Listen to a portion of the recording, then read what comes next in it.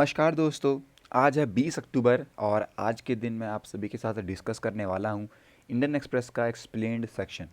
आज के दिन 3 आर्टिकल हम लोग डिस्कस करने वाले हैं। पहला आर्टिकल होने वाला है क्यूबन मिसाइल क्राइसिस के बारे में कि आखिर ये आर्टिकल क्या कहता है, क्या स्टैंड ऑफ हमें देखने को मिले क्यूबा में। ओके, वहाँ पे किस तरीके की आप कह सकते हैं दिक्कत आई और कैसे न्यूक्लियर वॉर की बात यहाँ पे बताई जा रही है, तो वो हम डिस्कस करेंगे इन डिटेल में। फिर दोस्तों अगर आर्टिकल हम लोग देख रहे होंगे डिप्रेशन के बारे में, क्योंकि एक स्टडी है ये जहाँ पे आप कह सकते हैं कुछ डिप्रेशन ट्रीटमेंट से रिलेटेड कोई बात बताई गई है, उसको मैं डिस्कस करूँगा आपके साथ। एंड दोस्तों लास्ट में और बहुत इंपॉर्टेंट आर्टिकल जो आज का आर्टिकल है, जहाँ पे हम बात करने वाले होंगे बॉर्डर डिस्प्यूट के बारे में, जो कि 1962 वॉर थी चाइना के साथ, उसके बारे में कि वो कैसे अभी तक 60 सालों तक आप कह सकते हैं अनरिजॉल्व रही थी। तो इन सभी को हम लोग डिस्कस करेंगे अपनी आज की इस वीडियो के अंदर। वीडियो को दोस्तों पूरा देखिएगा, कहीं पर कोई डाउट वगैरह अगर है आपको तो उसको भी मुझसे क्लियर कर लीजिएगा। ओके, तो चलिए अब स्टार्ट करते हैं अपनी आज की video. Till then let's get started. अब देखिए मैं बता दूं कि कंप्लीट हमारा ऐप है जो कि लॉन्च होने वाला है, आप लोग इसका फ़ायदा ज़रूर उठाइएगा। आज से जो नए बैचेज़ हैं ये भी स्टार्ट होने वाले हैं और आप लोग के लिए सी सेट के लिए जो क्लासेस हैं ये भी चालू हो जाएंगी। ऑफर वैलिड है अभी तक 24 अक्टूबर तक। सेम आपके लिए यूपीएससी प्रीलिम्स के लिए जो प्रिपरेशन है उसके लिए आप लोग के लिए ऑफर अवेलेबल है 24 अक्टूबर तक। डिस्काउंट प्राइसेस पे 0% की EMI भी अवेलेबल है, इसका फ़ायदा आप लोग उठाइएगा। 22 अक्टूबर सुबह 11 बजे होने वाला है अनअकैडमी अल्ट्रा कॉम्बैक्ट। आप लोग डायरेक्टली इसमें पार्टिसिपेट करके इसका बेनिफिट ले सकते हैं। और दोबारा से दोस्तों 13 नवंबर सुबह 11 बजे होने वाला है अनअकैडमी सिविल सर्विसेज चैंपियनशिप, जो कि पिछली बार आई थी और आप लोग को काफ़ी अच्छा इसको सपोर्ट भी मिला था। इस बार दोबारा आप लोग इसमें पार्टिसिपेट कीजिएगा। यूपीएससी ईपीएफओ की भी क्लासेस लाइव हो चुकी हैं, आप लोग एनरोल कर सकते हैं। यूपीएससी सीएससी के लिए जो टेस्ट सीरीज़ है ये भी आपके लिए आ चुकी हैं, तो आप लोग इसमें भी अपने एक्सेस करके खुद की प्रिपरेशन को बहुत अच्छे लेवल तक पहुंचा सकते हैं। और लास्ट में दोस्तों आप लोग के लिए यहाँ पे फ्री में एक इंटरव्यू गाइडेंस प्रोग्राम लाया गया है, जिसका आप लोग को डायरेक्टली बेनिफिट मिलने वाला है अपने इंटरव्यू प्रिपरेशन के दौरान। तो ये सारी वो बातें जो कि आपको ध्यान रखनी है। चलिए अब स्टार्ट करते हैं, अपने आर्टिकल्स को एक एक करके देखते हैं और डिस्कस करते हैं इन सभी के बारे में। मैं पहले अपना पेन निकाल लेता हूँ। देखिए अक्टूबर 1962 के अंदर जो क्यूबा ने दोस्तों इसने यहाँ पे विटनेस करा था मिसाइल क्राइसिस, और ये दोस्तों 13 दिन का जो स्टैंड ऑफ चला था between Soviet union and US, उसके दौरान की बात चल रही है। दोनों ही दोस्तों यहाँ पे सुपर पावर हैं और इन दोनों के बीच की जो वॉर थी ये काफ़ी खतरनाक हुई थी।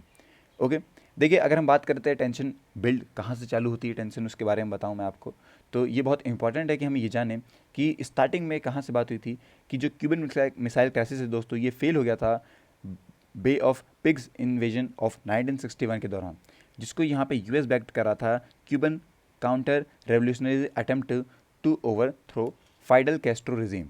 तो ये एक बात आती है, आप लोग ये नाम ध्यान रखिएगा, जो फाइडल कैस्ट्रो रिजीम है दोस्तों, इनका नाम ये काफ़ी इंपॉर्टेंट नाम है जो कि आपको देखने को मिलेगा। ओके दोस्तों, इसके बाद अगर मैं बात करूँ जो कैस्ट्रो साहब हैं, ओके, जो हमारे यहाँ पे कैस्ट्रो साहब आते हैं, Castro turn increasingly towards the USSR to deter the US. By July 1962 दोस्तों यहाँ पे काफ़ी सारे जो क्लैंडस्टाइन मिसाइल लॉन्च हैं ये हमें देखने को मिलते हैं जो कि कंस्ट्रक्ट करे गए थे क्यूबा में। अब देखिए दोस्तों, पहली बात तो ये थी ऐसा करने के लिए कि कहीं ना कहीं हेल्प तो हो रही है क्यूबा की, पर इसके अलावा भी काफ़ी बड़ा रीज़न था कि हम लोग जो आप कह सकते हैं ऐसी मिसाइल जो है इन्हें बनाए क्यूबा में, क्योंकि जो सोवियत फर्स्ट सेक्रेटरी निकिता आप कह सकते हैं क्रुश्चेव थी, ये चाहती थी कि जो न्यूक्लियर वेपन्स है ये काफ़ी क्लोज रहे यूएस के, और ये काउंटर करता रहे बेसिकली वॉशिंगटन से कोई भी अगर मूव होता है, कहीं ना कहीं न्यूक्लियर मिसाइल्स अगर टर्की या फिर इटली में भेजी जाती है, रखी जाती है, तब इनके पास आप कह सकते हैं क्यूबा एक ऐसी जगह होगी जहाँ पे मिसाइल्स ऑलरेडी तैयार होंगी। तो ये काफ़ी बड़ा रीज़न था कि क्यों यहाँ पे आप कह सकते हैं क्यूबा में ही इन चीज़ों को मिसाइल्स को कंस्ट्रक्ट करा गया था। अब देखिए क्यूबन जो मिसाइल क्राइसिस है ये क्या कहता है। अक्टूबर 14 1962 को जो यूएस स्पाई प्लेन है वो आता है और उसकी तरफ से काफ़ी सारी पिक्चर्स आती हैं जो several ballistic nuclear missile sites होती हैं, कंस्ट्रक्शन जो चल रहा है क्यूबा में उसको लेके। जो प्रेसिडेंट उस टाइम के जॉन के कैंडी थे, उन्होंने बेसिकली 22 अक्टूबर को एक ऑर्डर बताया नेवल क्वारंटीन ऑफ क्यूबा को कि वो स्टॉप कर देंगे शॉर्ट ऑफ डिक्लेयरिंग ब्लॉकेड, जो कि यहाँ पे वॉर को दिखा रहा है। क्योंकि अगर कहीं आप कह सकते हैं कोई एक देश है और दूसरे देश उसके बगल में कुछ ऐसी चीज़ें कर रहा है, स्पीसीज चीज़ें कर रहा है दोस्तों, तो कहीं ना कहीं एक खतरा होता है। तो इसी बात को ध्यान रखते हुए यूएस ने भी ये बोला कि इन चीज़ों को वो लोग रोक लगा दें, अदरवाइज़ ये ठीक नहीं रहेगा। एक लेटर और स्टैंड ऑफ की बात अगर हम बात बताते हैं तो सेम डे पे कैंडी ने एक लेटर लिखा कि इसको जो यहाँ पे क्रुश्चेव थी, उनको यहाँ पे आप कह सकते हैं लेटर लिखा, और जहाँ पे उन्होंने बोला कि जो यूएस है ये कहीं पर भी अलाउ नहीं कर रहा है ऑफेंसिव वेपन्स को, कि वो डिक्लेयर करेगा टू क्यूबा। और 2 दिन बाद यहाँ पे जो क्रुश्चेव है, इन्होंने रिस्पॉन्ड में कहा था कि जो यूएस है वो डिप्लॉयमेंट करता है ब्लॉकेड को, और जो सोवियत शिप्स है वो कंटिन्यू करेगी कि प्रोसीड कर सके क्यूबा तक। ओके, इस बातों को इन्होंने डायरेक्टली बताया था किसको, कैंडी को, जो कि उस टाइम पे प्रेसिडेंट थे। अब ये जो एग्रीमेंट है दोस्तों, इसको पहली बार साइन करा गया था, डी एस्केलेशन आया था अक्टूबर 26 को, जब यहाँ पे जो क्रुश्चेव है इन्होंने लिखा था कैंडी को, और स्टेट करते हुए बोला था कि ये स्टॉप नहीं कर रहे हैं अपने मिलिट्री शिपमेंट्स को, और नहीं विड्रॉ कर रहा है फोर्सेस को। अगर यूएस एग्री कर रहा है कि वो इन्वेड नहीं करेगा क्यूबा पे, तब वो लोग रोक लगा देंगे इसको बनाने में। लेकिन उन्होंने अनाउंस करा कि जो यूएसएसआर है ये स्टेप बैक करेगा क्यूबा में, अगर जो यूएस है वो रिमूव करेगा अपनी मिसाइल्स फ्रॉम इटली या फिर टर्की, इन दोनों से रिमूव करनी पड़ेगी, उसके बाद ही आप कह सकते हैं ये लोग कोई भी वॉर से पीछे हट रहे होंगे। इसी टाइम पे दोस्तों जो यूएस अटॉर्नी जनरल है रॉबर्ट कैंडी, वो भी मिलते हैं सोवियत एम्बेसडर से। ओके, जहाँ पे वो एग्री करने वाले होते हैं पर एग्री नहीं करते हैं नॉट इन्वेड क्यूबा को लेके, और ना ही एग्री कर रहे होते हैं कि वो रिमूव करेंगे अपनी मिसाइल्स को फ्रॉम टर्की या फिर इटली से। और साथ ही दोस्तों इन्होंने बाद में ये भी लिखा था उसमें कि आप कह सकते हैं जो पब्लिक आप कह सकते हैं यहाँ पे रिजोल्यूशन आया है दोस्तों, उसको भी इन्होंने नज़रअंदाज कर दिया बेसिकली। अब जो क्राइसिस आया था वो रहा दोस्तों आपका 27 अक्टूबर को, ये डेट आप लोग याद रखिएगा। अक्टूबर 27 को यूएस के U-2 एयरक्राफ्ट जो हैं वो शूट डाउन करते हैं ओवर क्यूबा में। अब ये दोस्तों काफ़ी बड़ी बात है, क्योंकि यूएस यहाँ पे ये चूज़ करता है कि वो ना ही किसी तरीके से कोई लड़ाई वड़ाई कर रहा था। इसी दिन यूएस नेवी ने ड्रॉप करा अपना series of non lethal depth charges on Soviet submarine, जो कि आर्मेड थी न्यूक्लियर टॉर्पीडो से। सबमरीन एज्यूम करी जाती है कि वो यहाँ पे कह सकते हैं अंडर अटैक थी, और जैसे लॉन्च करे गए न्यूक्लियर वेपन जो कि रिक्वायर्ड थे कंसेंट ऑफ तीनों ही सीनियर ऑफिसर्स थे ऑन बोर्ड, बट उसमें जो यहाँ पे आप कह सकते हैं एक तो हो गया आपका यहाँ पे आप मान लीजिए वेसिली एलेक्जेंड्रोविच, और जो यहाँ पे आपका है आर्किपोव, ये आप कह सकते हैं चीफ ऑफ स्टाफ है, जो कि रिफ्यूज़ कर दिया था जिन्होंने परमिशन के लिए। ओके, इतनी बड़ी यहाँ पे आप कह सकते हैं पूरी जो दिक्कत थी वो आई थी कि एक तरीके से क्यूबा ने मना कर दिया यूएस को कि वो कंस्ट्रक्शन नहीं रोकेगा, फिर उधर से जो उसके यूएस के आप कह सकते हैं एयरक्राफ्ट चल रहे थे उनको शूट डाउन कर दिया गया। तो ये सारी दिक्कतें आई, और उसकी वजह से ही प्रॉब्लम्स आगे बढ़ती हुई दिखाई दी हमें, और तब जाके ये सारे जो कदम है वो यूएस ने उठाए थे। ओके, तो आई होप कि अब आपको पता लग गया होगा कि कौन से यहाँ पे जो क्यूबन मिसाइल क्राइसिस है ये चलता हुआ आया और क्या दिक्कत थी इनकी। अगला दोस्तों आर्टिकल आता है डिप्रेशन को लेके। जो डिप्रेशन है दोस्तों, इसका ट्रीटमेंट की बताया जाता है कि जो इसका ट्रीटमेंट है इसके पास ऐसी एबिलिटी है कि वो रीवायर कर सकता है ह्यूमन ब्रेन को। एक मतलब अगर हम लोग स्टडी के साथ बात करें तो यहाँ पे माना जाता है कि जो स्ट्रक्चर है अडल्ट ब्रेन का वो जनरली रिजिड होता है, और उसमें आप कह सकते हैं जो रिसर्चर्स हैं उन्होंने बोला बेसिकली कि जो पेशेंट का ट्रीटमेंट है फॉर डिप्रेशन वो कहीं ना कहीं इंक्रीज करता है ब्रेन की कनेक्टिविटी को। ओके, जो स्टडी है ये वो प्रेजेंट करती है European college for neuropsychological pharmacological Congress in Vienna में, और यहाँ पे इन्होंने कहा जो क्वेश्चन था इनका कि believe that structure of the adult brain is incapable of rigid rapid changes के अलावा। ओके, उन्होंने ये पाया कि जो ट्रीटमेंट है डिप्रेशन का वो चेंज कर सकता है इंफ्रास्ट्रक्चर ऑफ द ब्रेन, जो कि आप कह सकते हैं अगेंस्ट है हमारे पिछले एक्सपेक्टेशंस हैं। जो रिसर्चर्स हैं उन्होंने स्टडी करी थी 109 पेशेंट से जो कि सीरियस डिप्रेशन में थे। कंपैरेटिवली दोस्तों उनके साथ थे 55 हेल्दी कंट्रोल्स, और जब यहाँ पे ब्रेन्स का स्कैन करा गया यूजिंग MRI स्कैनर, तो वहाँ पे सेटअप करा गया कुछ ऐसे आइडेंटिफाई जो कि यहाँ पे आप कह सकते हैं पार्ट थे ब्रेन के और कम्युनिकेट कर रहे थे अदर पार्ट से, और यहाँ पे आप कह सकते हैं जो लेवल है कनेक्शन का विद इन ब्रेन, इसको हम लोग डिटरमाइन कर सकते थे। इस ट्रीटमेंट के बाद दोस्तों यहाँ पे रीस्कैन करा गया था नंबर ऑफ कनेक्शंस को जो कि रिकाउंटेड करे गए थे, और ये कहीं ना कहीं रीटेस्टेड रहे सिम्टम्स ऑफ डिप्रेशन को भी। तो इस तरीके से बात करी गई है कि जो डिप्रेशन का ट्रीटमेंट है ये आपको हेल्प ही करेगा कि किस तरीके से जो आपकी ह्यूमन ब्रेन को रिवायर करने में, तो ये काफ़ी बड़ी चीज़ है और ये हमें इंटरेस्टिंग भी लगी देखने में, तो अच्छी बात है। अगले आर्टिकल की तरफ बढ़ते हैं और देखते हैं कि क्या कहता है। देखिए दोस्तों, ये आ रहा है आर्टिकल पूरा का पूरा जो बॉर्डर डिस्प्यूट रहा था 1962 का, जिसे लगभग 60 साल लग गए आप कह सकते हैं कंप्लीट होने में, और 60 सालों तक वो दोस्तों आप कह सकते हैं अनरिजॉल्व रहा। 60 साल पहले इसी दिन 20 अक्टूबर 1962 पे जो चाइनीज़ ट्रूप हैं ये आप कह सकते हैं हिमालयन हाइट से नीचे आए थे all along the India China border, और कन्फ्रंट कर रहे थे दोस्तों एक अनप्रिपेयर्ड इंडिया से, क्योंकि उस टाइम पे भारत इतना प्रिपेयर्ड नहीं था। अभी अभी जो आज़ाद हुआ था कुछ दिनों पहले ही, कुछ सालों पहले, और इसलिए इतनी जल्दी इन चीज़ों के बारे में ना एक्सपीरियंस ना कुछ किया उन्होंने, लेकिन ये चीज़ें हमें देखने को मिली। इसके बाद दोस्तों यहाँ पे जो हमारे प्राइम मिनिस्टर जवाहरलाल नेहरू थे, उनका ये फेथ था कि जो हिमालयन शील्ड है वो उनके पास कुछ भी नहीं करेगी।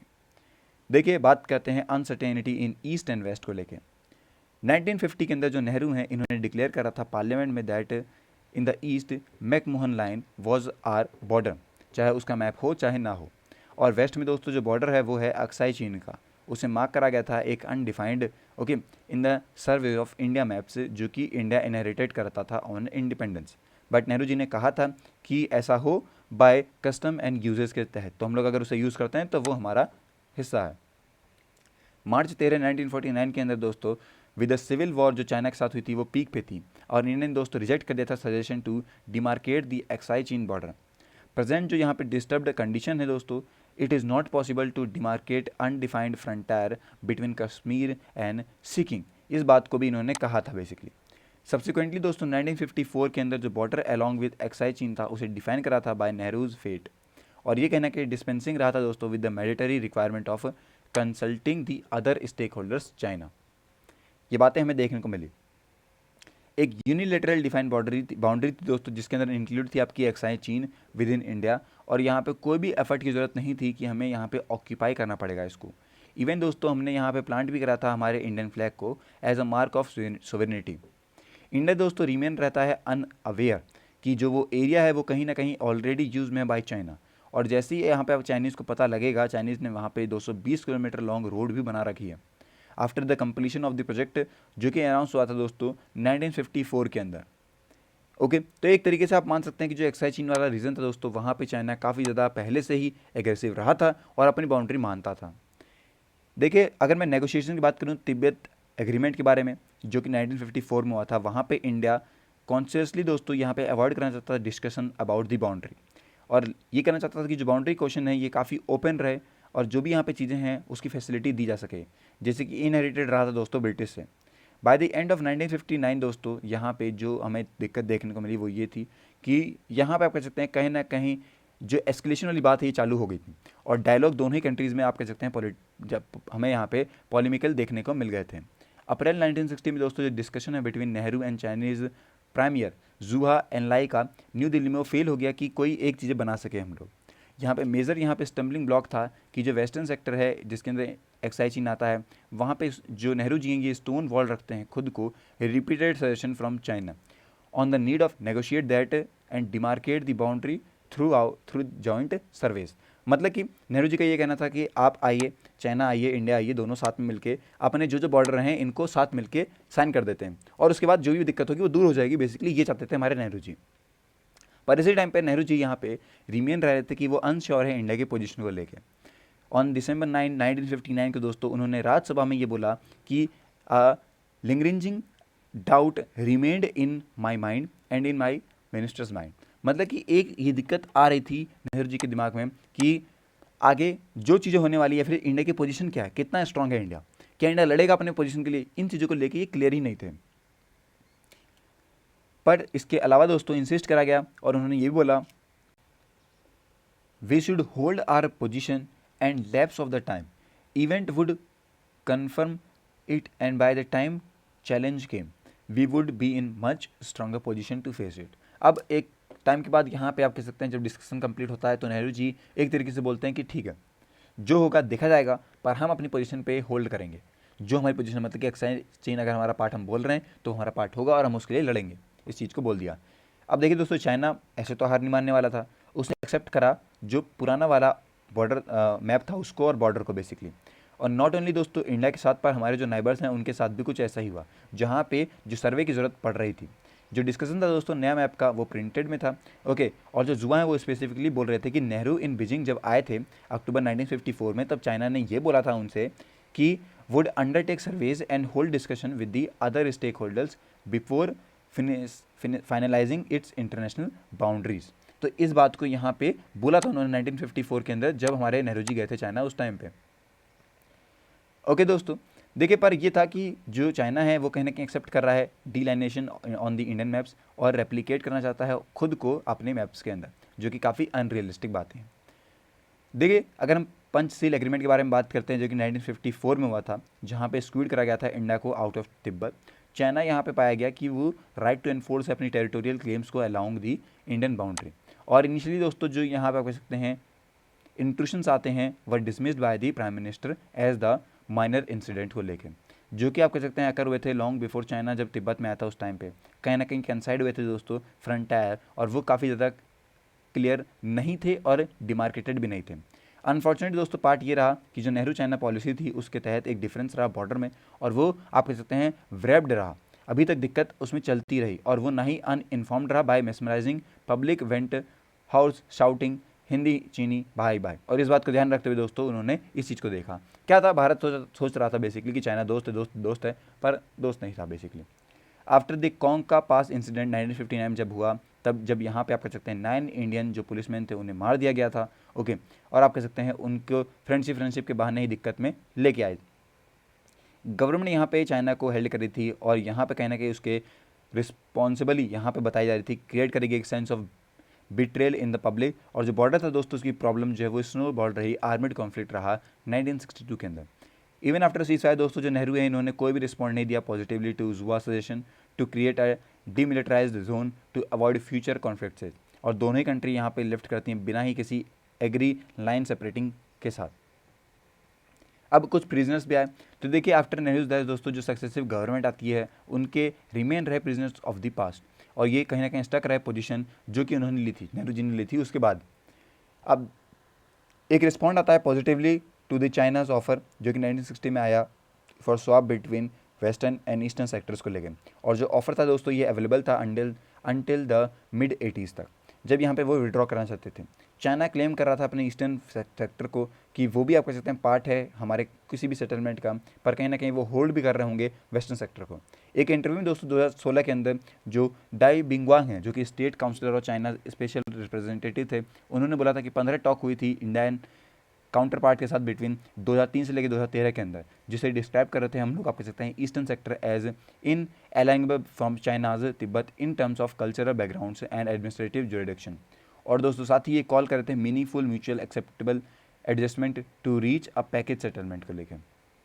ये चीज़ें चल रही थी बेसिकली। अब देखिए एक यहाँ पे काफ़ी बड़ी दौड़ रही हमारे लिए और काफ़ी ज़्यादा दिक्कतें आई। नेहरू फेल हो गए कि वो रिएक्ट कर सकें positively to Zhou's suggestion for demilitarize zone after the cease fire in 1962।